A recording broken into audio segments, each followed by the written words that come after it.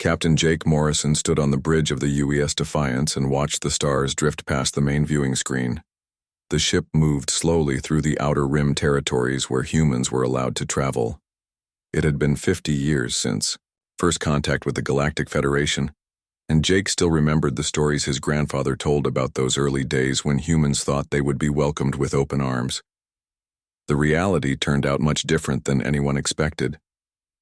The Federation was old and set in its ways.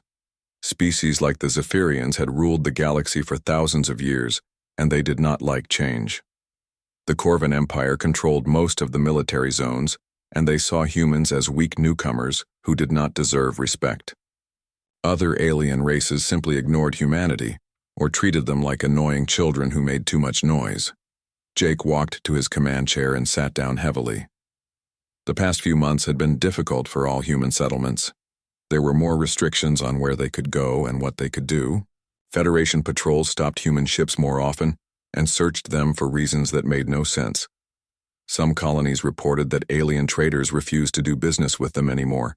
Lieutenant Commander Ryan Brooks entered the bridge carrying a data pad. His face looked worried, and Jake knew the news would not be good. Ryan had been his second in command for 3 years, and Jake trusted him completely. They had served together during the border wars when human colonies had to defend themselves.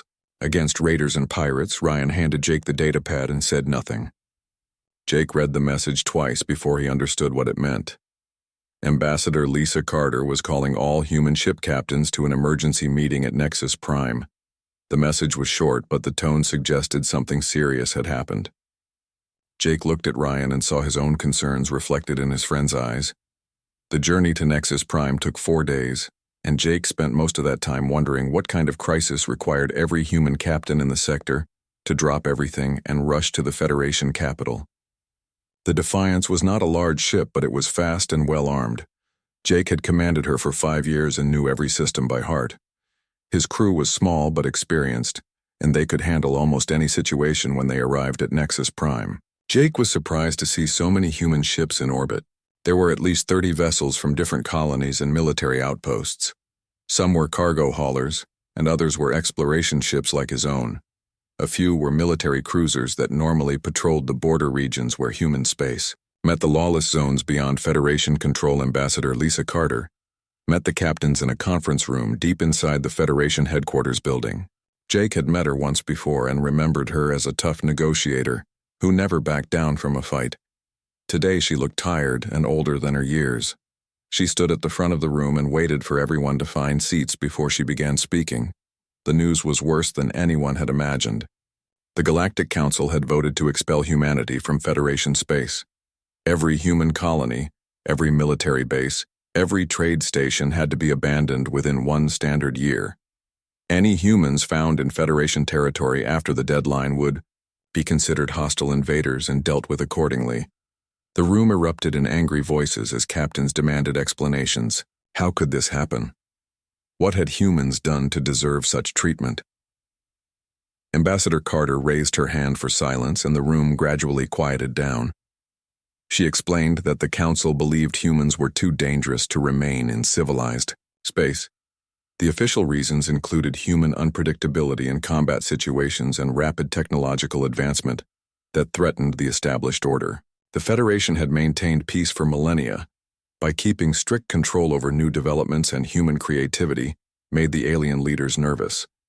They pointed to recent incidents where human colonies had defended themselves using tactics that other species considered barbaric. Jake thought about the attack on New Texas, where colonists had used improvised explosive devices to stop Corvan slavers from taking their children. The Federation called it excessive force, but Jake knew those colonists had saved hundreds of lives. The Corvans had superior weapons and ships, but the humans found ways to level the playing field using whatever materials they could find. Commander Ryan Brooks stood up and argued against the decision with passion and logic. He reminded the Council that humans had never started a war or attacked peaceful settlements. Every violent incident involved humans defending themselves or protecting others from raiders and criminals. The alien species wanted humans to follow their rules, but those rules meant letting innocent people die, rather than fighting back with effective methods. Admiral Kate Sullivan was also present, and Jake could see the anger in her eyes. She had spent decades building relationships with alien military leaders, and now all that work was being thrown away. She spoke quietly to Ambassador Carter while the other captains continued arguing among themselves about what they should do. Next, the Zephyrian representative High Chancellor Vexitar attended the meeting through a holographic projection. His ethereal form flickered slightly as he explained that the Council's decision was final and could not be appealed. He claimed that humanity's presence in the galaxy had become a destabilizing force that threatened the peace and prosperity that all civilized species enjoyed. Jake wanted to point out that the peace the Chancellor talked about was built on oppression and fear. The Federation kept smaller species under control by limiting their access to advanced technology and preventing them from developing effective defenses. Pirates and slavers operated freely in border regions because the Federation military followed rules of engagement that made them nearly useless in real combat situations. The meeting continued for hours as human leaders tried to find some way to change the Council's mind. They offered to accept additional restrictions on human activities or submit to increased Federation oversight of their colonies. Nothing worked because the alien leaders had already made their decision and would not listen to any arguments. As the meeting ended, Ambassador Carter pulled Jake aside along with several other ship captains. She spoke in low tones about secret preparations that Admiral Sullivan had been making for months. There were rumors that something big was coming, and the Admiral wanted to make sure humanity would be ready for whatever happened next. Jake left Nexus Prime with more questions than answers. The one-year deadline seemed impossible to meet, given how many human settlements were scattered across Federation space. Moving entire colonies would require massive amounts of ships and supplies that simply did not exist. Some communities would have to be abandoned completely with their people relocated to overcrowded facilities on existing human worlds. During the return journey to his patrol sector, Jake thought about his grandfather's stories of the early contact years. The old man had been so excited about joining a galactic community and learning from advanced alien civilizations. He never imagined that his grandson would be forced to watch humanity get kicked out of that same community for being too human. The Defiance reached the Outer Rim territories and Jake resumed his normal patrol duties, but everything felt different now. Every Federation ship they encountered seemed hostile and suspicious. Alien crews who had been friendly before now barely acknowledged human vessels. It was clear that word of the expulsion order was spreading quickly through Federation space. Jake knew that the next year would change everything for humanity. The question was whether those changes would make them stronger or destroy them completely. As he watched the stars move past his viewing screen, he wondered if his grandfather had been right to dream of a better future among the stars, or if humans were destined to remain alone in the darkness of space. The Devourers arrived at the galactic edge 18 months after humanity's banishment, and their coming was heralded by the complete destruction of everything in their path. The first Federation forces to encounter them were Corvan patrol fleets that had been stationed at the outer boundaries to watch for potential threats. Within hours, those mighty warships were reduced to drifting debris and energy signatures that defied all known physics. General Alex Thompson commanded human forces from Haven's Rest and monitored the emergency transmissions flooding Federation communication networks. The reports were fragmented and often cut off mid-sentence, but they painted a picture of devastation that surpassed humanity's worst nightmares. The creatures attacking Federation space were unlike anything in the historical records of any known species. The Devourers themselves were impossible to describe in conventional terms because they existed partially outside normal space-time.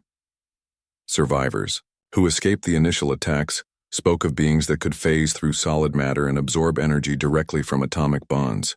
They consumed entire planets by somehow converting matter into pure energy that they then absorbed into their collective consciousness. Corvan military doctrine emphasized overwhelming firepower and direct assault tactics that had served them well for thousands of years. Their battle fleets carried weapons capable of cracking planetary crusts and reducing asteroids to cosmic dust. Against the Devourers, these weapons proved completely useless because the creatures could simply phase out of normal space when attacks approached them. The Zephyrians fared no better despite their advanced defensive technologies and energy manipulation abilities. Their ships could generate shields that deflected most forms of electromagnetic radiation and particle weapons, but the Devourers attacked on quantum levels that bypassed conventional defenses entirely. Entire Zephyrian colonies vanished overnight, leaving behind only empty space where star systems had existed for billions of years. Dr. Martinez Elena had been studying the precursor ruins on Haven's Rest for months, and her team finally made a breakthrough in understanding the ancient warning systems. The crystalline devices contained not just historical records but also technical specifications for weapons that could actually harm the Devourers. However, these weapons required technological integration and innovative thinking that went far beyond current Federation capabilities. The precursor weapons worked by manipulating the same quantum fields that allowed Devourers to phase between dimensions. By creating specific resonance patterns, it was possible to force the creatures back into normal space, where conventional weapons could damage them. The problem was that building such devices required combining technologies from multiple species, in ways that violated every Federation safety protocol. Captain Morrison had been retrofitting his ship and others in the human fleet with experimental equipment based on precursor designs. The work was dangerous because they were essentially rebuilding their vessels using principles that no one fully understood. Several ships had been lost during testing when experimental systems interacted in unexpected ways and caused catastrophic failures. The UES Defiance now carried weapons that looked nothing like standard Federation designs. The hull bristled with crystalline arrays that focused quantum energies in patterns copied from the precursor ruins. Morrison's crew had trained for months to operate systems that responded as much to intuition and creativity as to technical knowledge. It was exactly the kind of chaotic approach that Federation doctrine prohibited. From his position on the galactic rim, Morrison watched through long-range sensors as Federation worlds fell one by one to the advancing Devourers. The creatures moved through space in formations that covered entire star systems and consumed everything in their path with methodical efficiency. Planets, space stations, asteroid belts, even the energy from stellar cores disappeared into the approaching darkness. High Chancellor Vextar of the Zephyrians finally understood the magnitude of his mistake when his homeworld came under direct attack. The same rigid thinking that had led to humanity's expulsion now prevented effective response to an existential threat. Federation military commanders followed protocols that assumed enemies would behave according to established patterns and use familiar technologies. The Devourers followed no such patterns because they existed according to different physical laws. They appeared in multiple locations simultaneously and attacked from directions that should have been impossible. Federation fleets found themselves fighting enemies that could strike from hyperspace, normal space, and dimensional angles that hurt to contemplate. Desperate messages began reaching human settlements as Federation leaders finally acknowledged their need for help. The same creativity and unpredictability that had made aliens nervous about humanity was now their only hope for survival. Ambassador Carter received formal requests for assistance from species that had voted to expel humans less than 2 years earlier. Many human leaders wanted to let their former oppressors face extinction alone. Admiral Sullivan faced enormous pressure from the Colonial Council to focus on defending human settlements and let the Federation deal with the consequences of their own decisions. The Admiral understood the desire for revenge, but she also knew that allowing the Devourers to consume the galaxy would eventually doom humanity as well. The first joint planning session between human and Federation military leaders took place via secure communications while Devourer forces continued their advance toward the galactic core. The cultural differences that had always made cooperation difficult now seemed trivial compared to the threat they all faced. Survival required setting aside old grudges and working together despite fundamental disagreements about tactics and strategy. General Thompson found himself coordinating with Corvan commanders who had previously treated humans as inferior beings, unworthy of respect. The Corvans still believed in direct confrontation and overwhelming force, while humans favored unpredictable tactics and creative use of available resources. Finding common ground between such different military philosophies would have been impossible. Under normal circumstances, Captain Morrison participated in tactical planning sessions where Federation officers argued for traditional fleet formations and established engagement protocols. Human captains insisted that conventional approaches would fail, because the Devourers expected such responses and had developed countermeasures over millions of years of galactic harvesting. The compromise solution involved creating mixed task forces where human ships provided unpredictable elements, while Federation vessels contributed firepower and defensive capabilities. The first test of this approach came when a joint fleet engaged Devourer scouts near the Meridian Nebula. The battle was a disaster that nearly destroyed both human and alien confidence in their alliance. Federation commanders tried to maintain standard battle lines while human ships darted in and out of formation using guerrilla tactics that confused their allies as much as their enemies. The Devourers exploited this confusion by attacking coordination weak points and forcing the Allied fleet to break apart into isolated groups that could be defeated separately. Captain Johnson barely escaped the Meridian battle with crucial sensor data about Devourer vulnerabilities, but the cost was enormous. 2/3 of the combined fleet was destroyed, including several ships carrying experimental precursor weapons that had taken months to build. The survivors limped back to their bases, wondering if cooperation between species was even possible. Dr. Rodriguez analyzed the battle recordings and realized that defeating the Devourers required more than just weapons technology. The creatures were collective intelligences that shared information instantaneously across vast distances. They learned from every encounter and adapted their tactics in real time. Traditional military thinking, based on predictable enemy behavior, was worse than useless against such opponents. The Federation's rigid command structures and standardized procedures made their forces predictable enough for the Devourers to counter easily.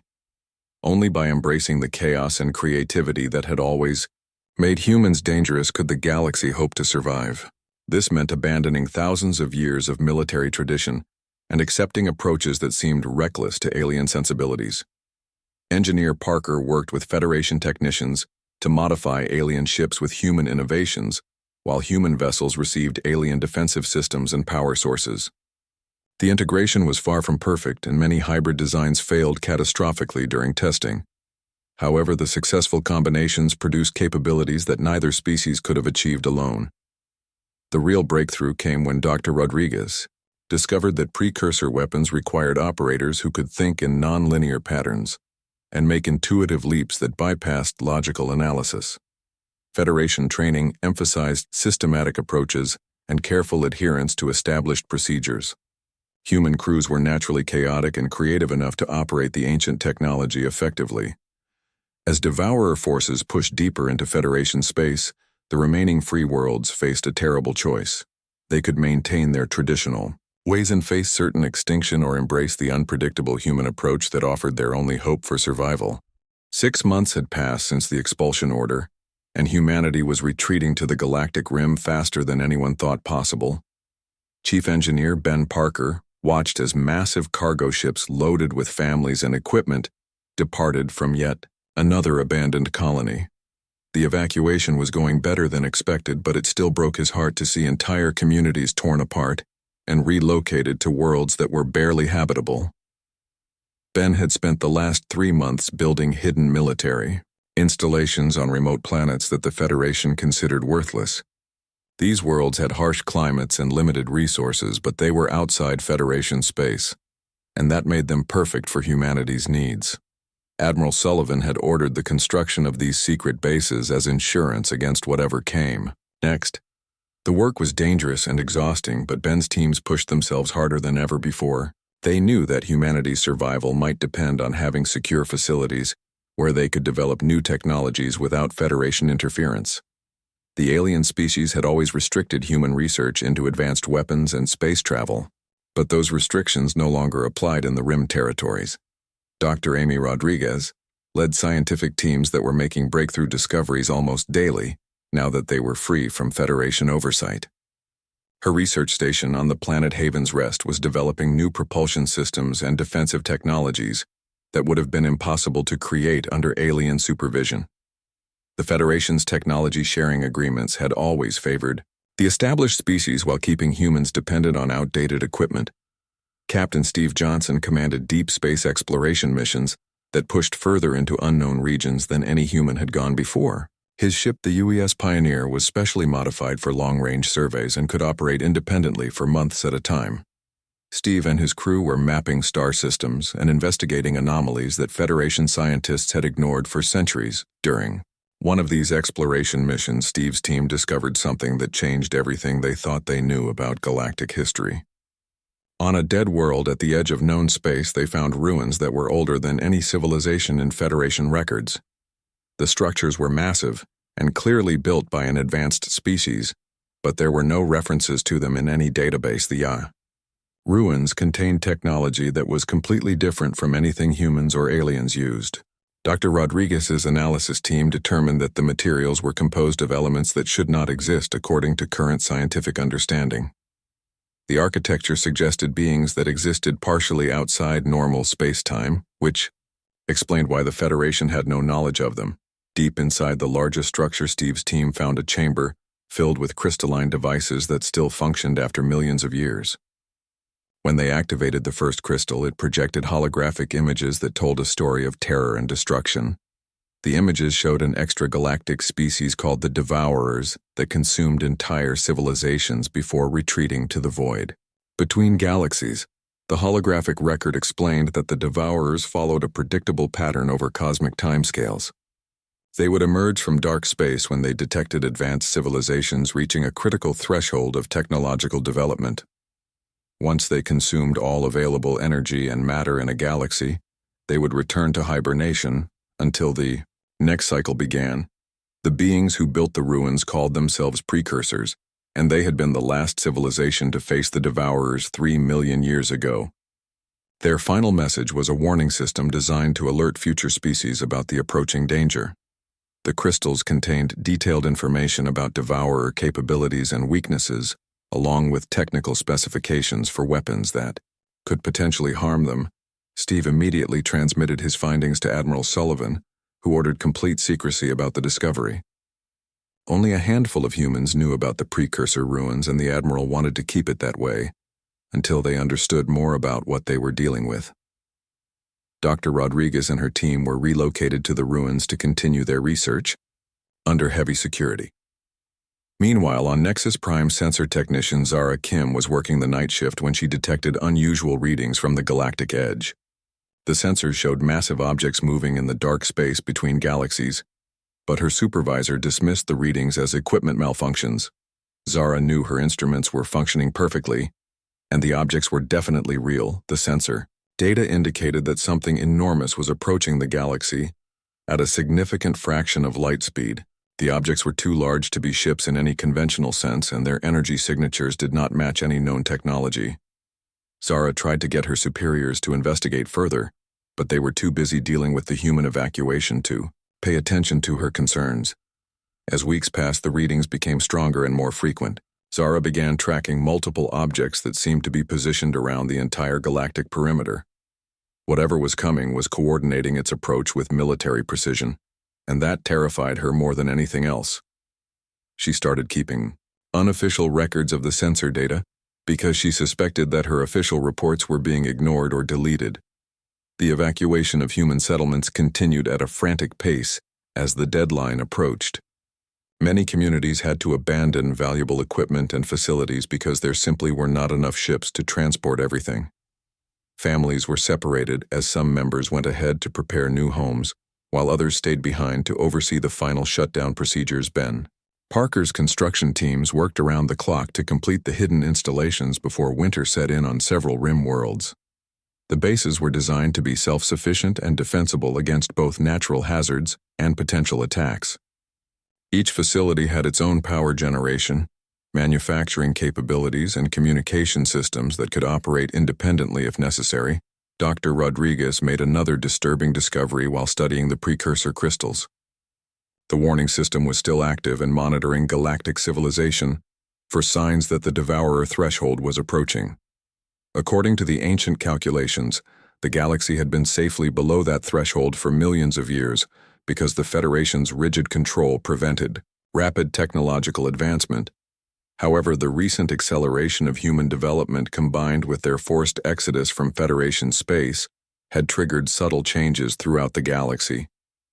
Other species were beginning to adopt human innovations, and the rate of technological progress was increasing exponentially. The precursor warning system indicated that the threshold would be crossed within months rather than millennia. Steve Johnson's exploration teams discovered more precursor sites on distant worlds, and each one contained additional pieces of the puzzle. The Devourers were not just random destroyers but followed specific protocols for harvesting galactic civilizations. They would arrive when species reached optimal development levels that provided the maximum energy yield for consumption. The most frightening revelation was that the Devourers had already begun their approach. Ancient automated sentinels called Watchers had been monitoring the galaxy for millions of years, and they had detected the threshold crossing 6 months ago. The timing corresponded exactly with the Federation's decision to expel humanity, and the resulting technological upheaval. Admiral Sullivan reviewed all the evidence and came to a horrifying conclusion. The Federation's decision to banish humanity had inadvertently triggered the very thing that would destroy them all. By forcing human innovation into overdrive and disrupting the careful technological stagnation that had protected the galaxy, the alien leaders had invited their own doom. The Admiral called an emergency meeting of human military commanders and scientific leaders. She shared the precursor discoveries and sensor data from Zara Kim, who had finally convinced her Federation supervisors to take her readings seriously. The evidence was undeniable that something catastrophic was approaching from outside the galaxy. Ben Parker's hidden installations suddenly became humanity's most important assets. The rim worlds that the Federation considered worthless were now the only places where defensive preparations could be made without alerting the approaching Devourers. Admiral Sullivan ordered all available resources to be concentrated on completing the military bases and developing precursor-based weapons. Dr. Rodriguez and her teams worked frantically to understand the alien technology and adapt it for human use. The precursor weapons required a level of creative thinking and technological integration that the rigid Federation had suppressed for millennia. Only humanity, with their chaotic innovation and willingness to combine technologies in unprecedented ways, had any hope of building effective defenses. As the 1-year deadline for human evacuation approached, it became clear that the deadline itself was meaningless. The real countdown had begun millions of years ago, and humanity's banishment had simply started the final timer. The question was no longer whether humans belonged in Federation space, but whether any spacefaring civilization would survive what was coming from the dark between the stars. Admiral Sullivan faced the hardest decision in human history as reports of Devourer advances reached her command center on Haven's Rest. The creatures had consumed nearly half the galaxy in just 6 months and showed no signs of slowing their systematic destruction of everything in their path. Despite the Federation's betrayal and the bitter memory of humanity's expulsion, she knew that letting the aliens face extinction alone would eventually doom her own species as well. The Human Colonial Council was deeply divided about whether to help their former oppressors. Many representatives argued that the Federation had brought this catastrophe upon themselves by banishing humanity and disrupting the technological balance that had protected the galaxy for millennia. Others pointed out that the Devourers would not stop at Federation borders and would eventually turn their attention to human settlements on the galactic rim, against strong opposition from the Colonial Council. Admiral Sullivan authorized Operation Last Stand, which committed human forces to a desperate alliance with the remnants of Federation military power. The decision split human leadership, and several colony worlds threatened to recall their ships rather than risk their people defending aliens who had treated them as dangerous outcasts. Colonel Marcus Davis received command of the first joint human-alien task force in over 2 years, and found himself working alongside beings who had recently voted to expel his entire species from civilized space. Corvin General Thakmore was a veteran warrior who had fought in dozens of campaigns but had never worked with humans before. Zephyrian war scholar Aelin brought advanced tactical knowledge, but struggled to understand human military thinking. The cultural clash was immediate and severe, as 3 completely different military traditions tried to function as a unified force. Corvin doctrine emphasized direct assault and overwhelming firepower, while Zephyrian strategy relied on precise coordination and energy manipulation. Human tactics seemed reckless and chaotic to both alien species who were accustomed to careful planning and predictable battle formations. Davis established his headquarters at the barrier systems, where the last major Federation defense line was being assembled. The star systems chosen for the defensive stand had strategic value, but limited resources, which meant that supplies and reinforcements would be difficult to obtain. Human engineers worked frantically to fortify the positions, while alien technicians installed shield generators and sensor arrays. The first major engagement between the unlikely allies and Devourer forces took place near the Meridian Nebula, where Davis had positioned a mixed fleet of human and Federation vessels. The battle plan called for Federation ships to engage the enemy in traditional formation, while human vessels provided support and covered flanking maneuvers.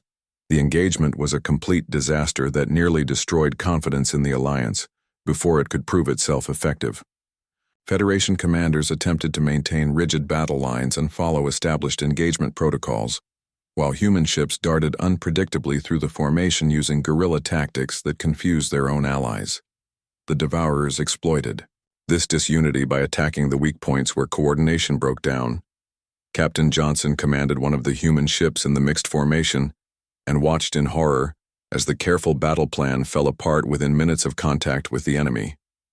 Federation vessels moved in predictable patterns that made them easy targets, while human ships found themselves isolated and unsupported when they tried to implement hit-and-run tactics. The Devourers proved to be adaptive enemies who learned from every exchange and modified their approaches in real time. They attacked Federation formations with conventional weapons while using phase-shifting abilities to bypass human attempts at evasive maneuvering. Within hours, 2/3 of the combined fleet was destroyed, including several prototype vessels. Carrying experimental precursor weapons, Davis managed to extract the surviving ships from the disaster, but the cost was enormous. Among the casualties were experienced crews who had trained for months to operate hybrid human-alien technologies and irreplaceable equipment that had taken years to develop. The failure at Meridian nearly ended the alliance before it could adapt to the unique challenges of fighting the Devourers. Dr. Rodriguez studied the battle recordings and tactical data from the engagement to understand why the cooperation had failed so catastrophically. Her analysis revealed that the problem was not just technical, but fundamental to how the different species approached warfare and problem-solving. The Federation had spent millennia developing standardized responses to threats while humans relied on creativity and adaptation. The Devourers were collective intelligences that shared information instantaneously across vast distances and modified their behavior based on new data. Traditional military thinking that assumed predictable enemy responses was not just ineffective but actually dangerous, because it made friendly forces easier to counter. Only by embracing unpredictability could the Alliance hope to survive engineer. Parker led teams that worked to integrate human and alien technologies in ways that had never been attempted before.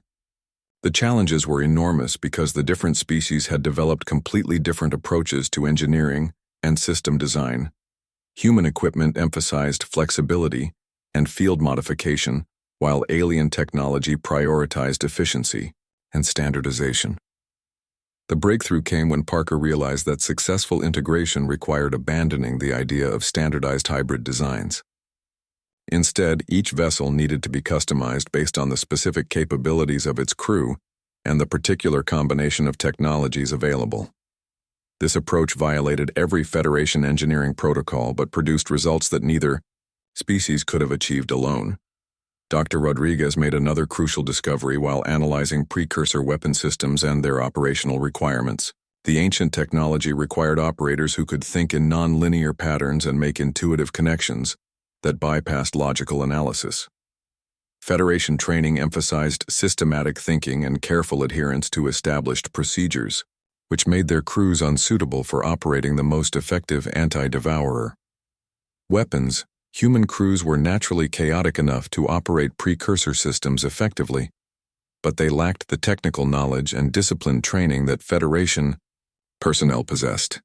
The solution was to create mixed crews where human intuition guided the weapons, while alien expertise handled ship systems and tactical coordination. The second major battle took place at the Titan cluster, where Davis had implemented lessons learned from the Meridian disaster. Instead of trying to maintain unified formations, the Allied fleet was organized into small mixed units that could operate independently while supporting overall strategic objectives. Human creativity was balanced by alien discipline and technical expertise. The improved tactics proved more effective against devourer forces, but the cost remained enormous. The creatures adapted to new approaches almost as quickly as the Allies could implement them, and showed no signs of being discouraged by casualties. Every engagement was a desperate struggle that left both sides weakened and forced the alliance to constantly develop new methods of cooperation. Captain Morrison participated in the development of new combined tactics that emphasized unpredictability and rapid adaptation over careful planning. His ship, the UES Defiance, had been extensively modified with both human innovations and alien technology, creating a unique vessel that could operate effectively in the chaotic environment of anti-devourer warfare.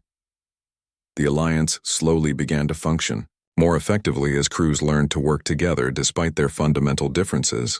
Human pilots learned to coordinate with alien gunners, while Federation tacticians adapted to the rapid decision-making that human combat doctrine required. The process was painful, and many promising experiments ended in disaster, but gradual progress was being made. High Chancellor Vextar finally made a public acknowledgement of the Federation's mistake in banishing humanity, when it became clear that human unpredictability was the galaxy's only hope for survival. The admission came too late to change the past, but it helped reduce some of the tension between human and alien forces, who needed to trust each other completely to have any chance against the Devourers. As the alliance evolved, it became clear that defeating the enemy would require more than just military cooperation. The rigid hierarchies and technological stagnation that had kept the galaxy stable for millennia were the same weaknesses that made it vulnerable to the Devourers. Only by embracing fundamental change could civilization hope to survive the greatest threat it had ever faced. The final battle began at the galactic core, where the Devourers were attempting to consume the supermassive black hole that provided gravitational stability for the entire galaxy. If they succeeded in draining the energy from that ancient stellar mass, the resulting collapse would destroy every star system within 50,000 light-years and leave the galaxy uninhabitable for any form of life. Admiral Sullivan commanded a fleet unlike anything in galactic history, as ships from dozens of species converged on the core systems. Human vessels bristled with precursor weapon arrays, while Corvan dreadnoughts had been fitted with human defensive systems and creative tactical modifications. Zephyrian cruisers carried hybrid power cores that combined alien efficiency with human adaptability in ways that violated every established engineering principle. The integration was far from perfect, and many ships had been lost during the desperate months of preparation when experimental systems failed catastrophically. However, the successful combinations represented something unprecedented in galactic civilization: true collaboration between species that combined their best qualities while minimizing individual weaknesses. Captain Morrison stood on the bridge of the UES Defiance and watched the massive devourer constructs that surrounded the galactic center. The creatures had built harvesting stations that were draining energy directly from the black hole, using technology that existed partially outside normal spacetime. Each station was protected by swarms of smaller entities that phased in and out of reality, making conventional attacks nearly impossible. Dr. Rodriguez had worked for months with teams of human and alien scientists to understand the quantum mechanics behind devourer technology. Their breakthrough came when they realized that the creatures existed in multiple dimensions simultaneously and drew their power from the fundamental forces that held the universe together. The only way to stop them was to disrupt their connection to those forces using weapons that operated on the same quantum levels. Engineer Parker had overseen the construction of the Quantum Disruption Array, which was humanity's most ambitious technological achievement. The massive device required the combined power output of 12 Federation battleships and could only be operated by crews who understood both human creativity and alien precision. The array could theoretically force devourers back into normal space where conventional weapons might damage them. General Thompson coordinated the assault from his command ship, while Colonel Davis led the advanced squadrons toward the harvesting stations. The mixed crews had learned to work together during months of smaller engagements, but this battle would test their cooperation on a scale that none of them had experienced before. Success required perfect timing between human improvisation and alien discipline. The battle began when Zephyrian war scholar Aelin detected vulnerable points in the Devourer defenses using sensors that combined human intuition with alien analytical capabilities. The creatures had adapted to most alliance tactics, but they had not anticipated the level of technological integration that the desperate coalition had achieved. Human unpredictability guided by alien expertise created attack patterns that even the Devourers found difficult to counter. Captain Johnson led the first wave of ships toward the nearest harvesting station, while Morrison coordinated support from long-range weapon platforms. The Devourers responded with tactics that shifted between multiple dimensions, making it nearly impossible to predict where attacks would come from. The Alliance fleet found itself fighting enemies that could strike from directions that should not have existed. The UES Defiance took massive damage when a Devourer phase-shifted through its shields and began consuming the ship's hull from the inside. Morrison made the desperate decision to overload his precursor weapon arrays in an attempt to force the creature back into normal space. The explosion that followed destroyed his ship, but it also created a quantum resonance that disrupted several nearby Devourer entities. Parker's quantum disruption array proved effective against the harvesting stations, but operating it required enormous energy and left the supporting ships vulnerable to counterattack. Federation crews maintained the precise power flow that the array needed, while human operators made the intuitive adjustments that kept it functioning under combat conditions. The combination worked, but the cost in ships and lives was staggering. Dr. Rodriguez directed the activation of the precursor ultimate weapon from a research station that had been built inside an asteroid near the galactic core. The ancient device was designed to create a galaxy-spanning pulse that would force all Devourers back to their extragalactic origin point. However, using the weapon required understanding of quantum mechanics that pushed the limits of what any individual mind could comprehend. The weapon activation sequence needed perfect coordination between human creativity and alien technical expertise. Dr. Rodriguez provided the intuitive understanding of precursor technology, while Zephyrian scientists maintained the precise calculations required to focus the quantum pulse. Corvin engineers supplied the massive power levels that the ancient system demanded. General Thompson sacrificed his command ship to protect the weapon platform. When Devourer forces realized what the Alliance was attempting, his vessel rammed a creature that was phasing toward the research station, while his crew fired every weapon they possessed. The explosion created enough disruption to allow the final activation sequence to complete. The galaxy-spanning pulse erupted from the core and traveled outward at speeds that exceeded light by orders of magnitude. Every Devourer in the galaxy was caught in the quantum wave and forced back into their home dimension, beyond the galactic edge. The creatures fought against the expulsion, but their connection to this reality had been severed by technology they had thought extinct for millions of years. The victory came at an enormous cost that left entire star systems depopulated and countless worlds reduced to radioactive debris. The old Federation was destroyed forever, and its rigid structures lay in ruins throughout the galaxy. However, from that destruction, something new began to emerge as survivors from all species worked together to rebuild their shattered civilization. Chancellor Vextar died from wounds sustained during the final battle, but his last act was a formal apology to humanity broadcast throughout the galaxy. He acknowledged that the Federation's fear of human unpredictability had been ultimately a fear of change itself, and that change was the only thing that could have saved them from extinction. 5 years after the final battle, Ambassador Carter addressed the first session of the Galactic Cooperative Council on New Earth, which had been established as the new capital world. The galaxy was rebuilding, but in ways that would have been impossible under the old Federation system. Human colonies served as innovation centers, while alien worlds contributed their own unique strengths to collaborative projects. Commander Brooks now headed the cooperative defense forces that maintained quantum barriers around the galactic edge to prevent future Devourer incursions. The technology required constant innovation and adaptation, which meant that galactic civilization was truly evolving rather than simply maintaining existing systems. The barriers would need regular updates as the creatures inevitably developed new approaches. The transformation was visible everywhere as human children and alien younglings played together in schools that taught collaborative problem-solving, rather than rigid adherence to traditional methods. Research teams combined human creativity with alien knowledge to develop technologies that neither species could have imagined alone. The galaxy had learned that diversity and adaptability were strengths rather than dangers. Captain Morrison's sacrifice had become a symbol of the cooperation that made victory possible. His willingness to destroy his own ship to protect the Alliance demonstrated that survival required putting collective needs above individual or species interests.